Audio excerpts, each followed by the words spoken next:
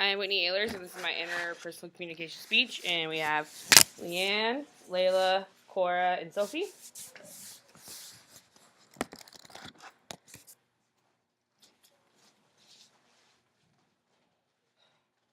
Have you ever been so stressed or couldn't handle something, so you reach for that bottle of Jack, or in my dad's case, vodka? The next thing you know, you're blackout drunk, passed out, face down in the bathroom. Alcoholism isn't something to laugh about. It's a serious disease and an addiction. It comes from stress and is hereditary. Today, I'm here to inform you everything from statistics to treatment. I'll even be sharing my own personal experience. Alcohol addiction isn't something you should never let slide. If you or somebody you know is fighting this addiction, there is help. Don't just be another statistic that can't overcome addiction. I'm proud to say that my dad has overcome this addiction by getting help. As a whole, alcohol has a negative side on society. According to the website Alcohol Addiction, this addiction affects all walks of life. Young and rich, poor and old. There are many reasons that contribute to alcoholism. It varies from stress even to genetics. Recently, a study conducted in Canada on alcoholism statistics showed that 1 in 25 deaths around the world can be attributed to alcohol in one way or another. Research finds that alcohol plays a part in aggression and violence. As stated in the National Institute on Alcohol Abuse and Alcoholism, October 1997, alcohol may encourage aggression and violence by disrupting normal brain function. 40% of all aggressive incidents involve alcohol one way or another, according to Alcohol Addiction. Alcohol doesn't just play a part in aggression, it also plays a part in your work schedule. 13% of workers' sick days are caused because of alcohol. Alcohol addiction affects everyone around you, even your coworkers. Statistics show that alcoholic employees produce 10% less work than other employees. As you can see now, there are statistics for about everything, but the statistics that stood out were the alcohol-related accident ones. Center for Disease Control and Prevention has a section on impaired driving facts. Every day, almost 30 people in the U.S. die in motor vehicle crashes that involve an alcohol-impaired driver. In 2010, 10,228 people were killed in alcohol-impaired driving crashes, accounting for nearly a third or 31% of all tragic related accidents in the U.S. Statistics are true, and when you look at them, they're even scary. I look at some statistics, like the alcohol-related deaths, and I'm happy to know my dad isn't a number. When I was growing up, I didn't have a normal childhood. I don't mean to come here and get sympathy because I'm just sharing this story with you all.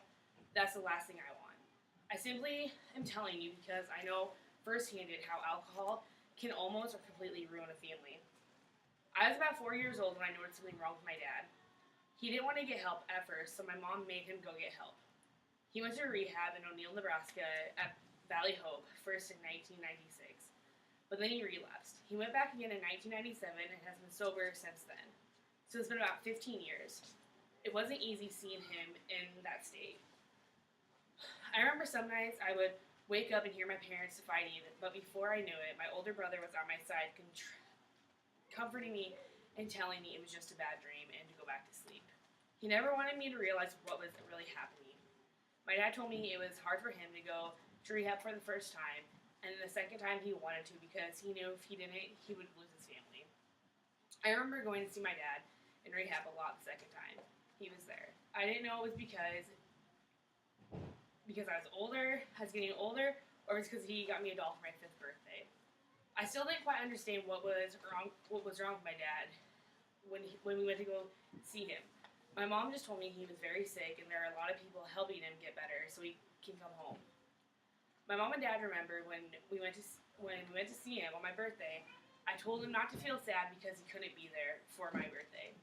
He asked me why, and I looked up at him and said, because Mommy said you're really sick and there are a lot of people here trying to make you get better. To this day, my dad feels guilty not being around my brother and I when he was in rehab.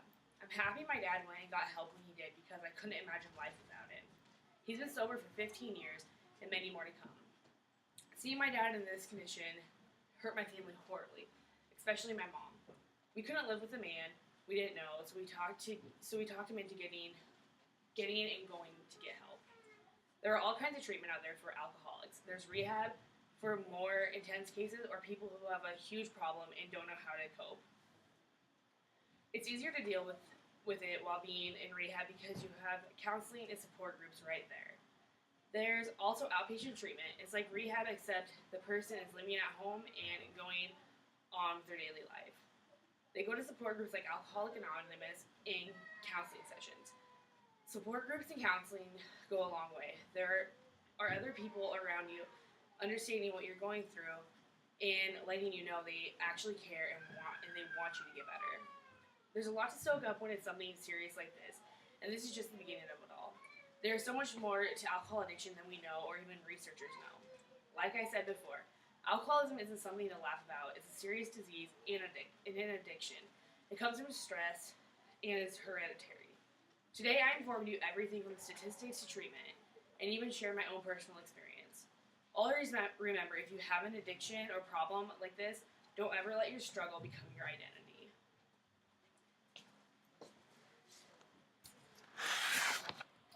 And we have Leanne, Layla, Cora, and Sophie.